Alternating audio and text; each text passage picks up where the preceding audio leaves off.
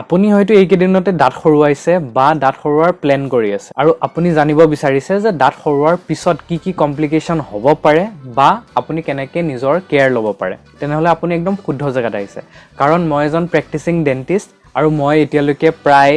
2-3 হাজাৰৰো অধিক দাঁত সৰুৱাইছোঁ আৰু অন্যান্য ট্ৰিটমেণ্টো কৰিছোঁ আৰু এইটো ভিডিঅ'ত মই আপোনাক ক'ম যে আমি দাঁত সৰুৱাৰ পিছত নিজৰ কেয়াৰ কেনেকৈ ল'ব লাগে আৰু তাৰ আঁৰৰ মেডিকেল ৰিজনখিনিও ক'ম সেইবাবে এই ভিডিঅ'টো পুৰাকৈ চাব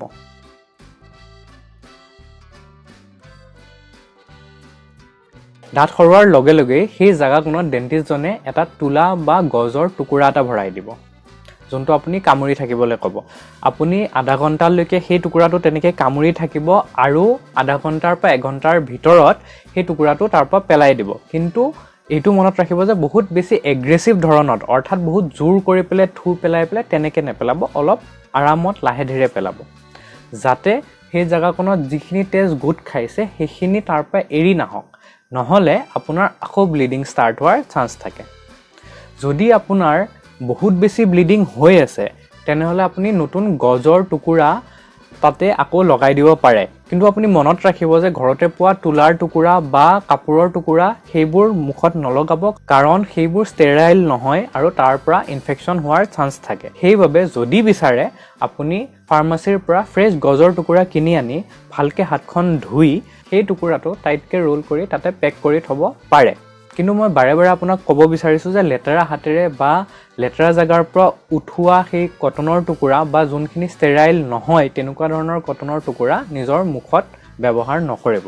যদি আপোনাৰ দাঁত সৰোৱা গৈছে তেনেহলে দাঁত সৰোৱাৰ পিছত ঘৰ গৈ আপুনি আইচ পেক বাহিৰৰ পৰা লগাব পাৰে অৰ্থাৎ বৰফৰ টুকুৰা এটা টোপোলাত বা পলিথিনত বান্ধি তাৰ ওপৰত এখন গামোচা বা টাৱেল মেৰাই সেইটো বাহিৰ ফালৰ পৰা যোনটো দাঁত সৰাইছে তাৰ কাষত লগাব পাৰে কিন্তু সেইটো মনত ৰাখিব যে অতিপাত ঠাণ্ডা অৰ্থাৎ বৰফ ডাইৰেক্টলি নলগাব নহলে আপোনাৰ স্কিনটো ডেমেজ কৰিব পাৰে বা বহুত বেছি সময়লৈকে লগাই নাথাকিব কাৰণ সেইটো আপোনাৰ হিলিংটো স্লো কৰিব পাৰে সেইবাবে সৰোৱাৰ দিনাখনে আপুনি 2বাৰ বা 3বাৰ পাৰে কিন্তু তাৰ পিছৰ দিনাৰ পৰা আপুনি বৰফৰ শেক নিদিব তাৰ লগতে আপোনাৰ ডেন্টিস্টে আপোনাক কিছুমান মেডিচিন প্ৰেছক্ৰাইব কৰিব পাৰে যোনখিনি যেনেকৈ আপোনাৰ ডেন্টিস্টে বুজাই দিছে তেনেকৈ সময়মতে খাব নাপাহৰিব তুলা বা গজৰ টুকুৰাটো পেলাই দিয়াৰ পিছত আপুনি এবাৰ মুখখন লাহেকে কুলি কৰি ল'ব আৰু তাৰ পিছত থুই যিমানখিনি আহে আপোনাৰ মুখত সেইখিনি গিলি থাকিব আপুনি মুখত জমা নাৰাখিব আৰু বাৰে বাৰে পেলাই নাথাকিব সেইখিনি নিজৰ নৰ্মেলত গিলি থাকিব বহুত জোৰ কৰি চুপিবও নালাগে কিন্তু নৰ্মেলকে মুখখন যেনেকৈ শুকানকে ৰাখে তেনেকৈ নৰ্মেলকে গিলি থাকিব তুলা বা গজৰ টুকুৰাটো পেলোৱাৰ পিছত আপুনি দেখিব সেই জাগাখনত অকমান তেজ গোট মাৰিছে সেই গোটমৰা তেজখিনি তাৰ পৰা এৰাব বা উলিয়াব চেষ্টা নকৰিব কাৰণ সেইখিনি উলিয়াই দিলে আকৌ আপোনাৰ ব্লিডিং ষ্টাৰ্ট হ'ব পাৰে তাৰ লগতে আপুনি বাৰে বাৰে কুলি কৰি নাথাকিব বা পাইপেৰে চুপি বস্তু নাখাব বা সিগাৰেট স্মোকিং নকৰিব পানী খালেও গ্লাছত লৈ পেলাই পানী খাব আৰু বহুত জোৰকে কুলি নকৰিব দাঁত সৰোৱাৰ পিছত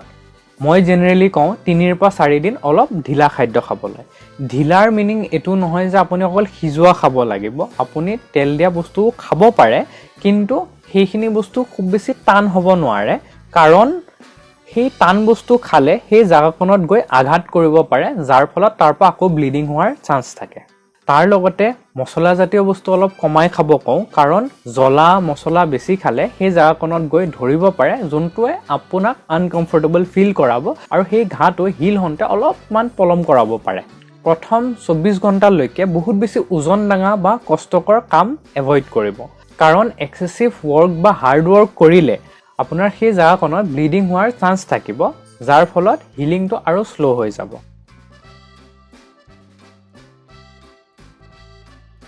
সোনকালে ঘাখন শুকোৱাৰ বাবে আপুনি এইটো কৰিব পাৰে যে 24 ঘণ্টা হোৱাৰ পিছত